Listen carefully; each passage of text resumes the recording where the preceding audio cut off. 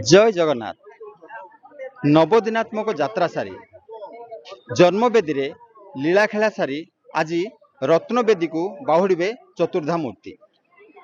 आज चलचंचल झरीगाँ आज हूँ बाहुड़ा आई बाहुड़े यही रथरे चतुर्धा मूर्ति विराजमान करी श्रीमंदिर को बाहुड़े।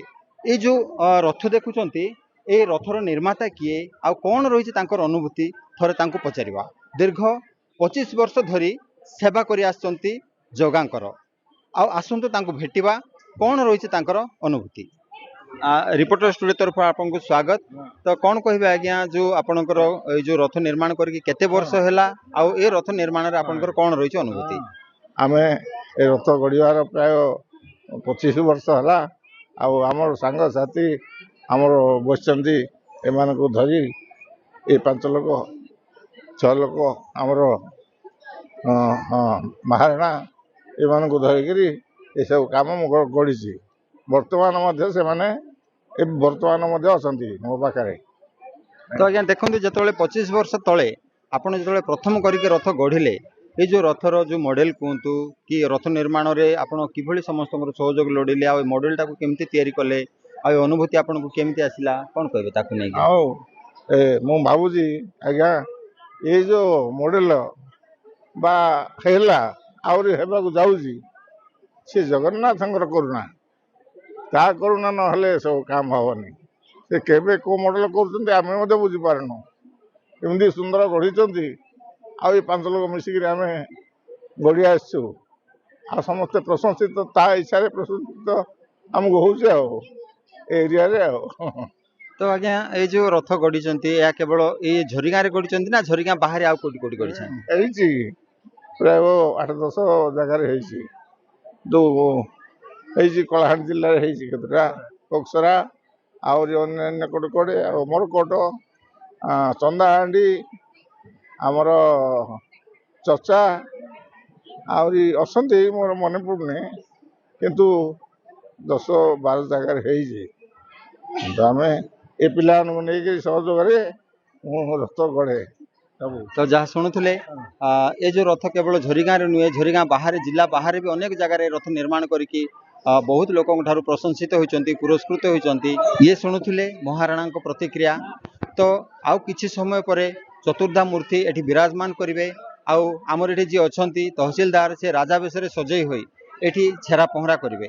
आसतु पुणी भेटिबा आमर जी अच्छा तहसीलदार बा वर्तमान जी राजा हुई राजा बेश सजई हुई यही रथ को छेरा पहरा कर रथर जो छेरा पहरा सर आम सहित आलोचना करवा सार सहित जे किभली ये जो सेवा कर तार कौन रही अनुभूति।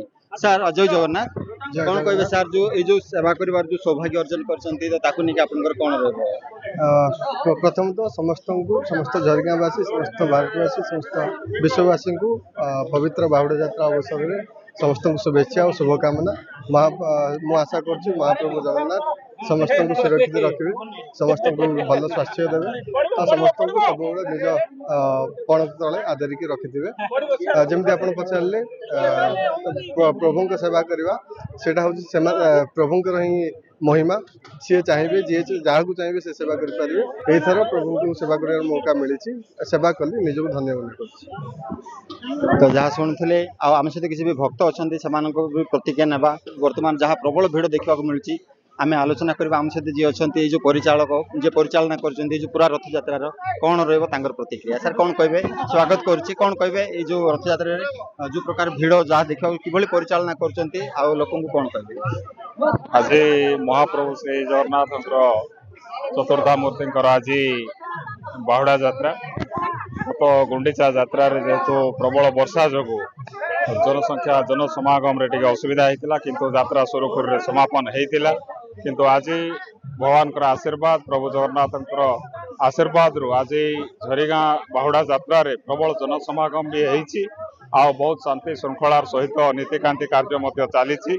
आम आशा करुचु समस्त भक्तर सहयोग रहिबो केमती यात्रा सब शीघ्र भल भाव समापन हेबो आउ समस्त सेवायत महाराणा ठू आरंभ कर समस्त ग्रामवासी समस्त आज संपूर्ण सहयोग यात्रा रही आम केमती यात्रा सुचारू रूपे समापन हम तार प्रयास जारी रखीचु आशा करुँ भगवान पाखे प्रार्थना करुँ यात्रा प्रभुंर यात्रा ठीक भाव में समापन चलित वर्ष हम। जय जगन्नाथ। झरीगाँ Basant Kumar Sahu reporter studio.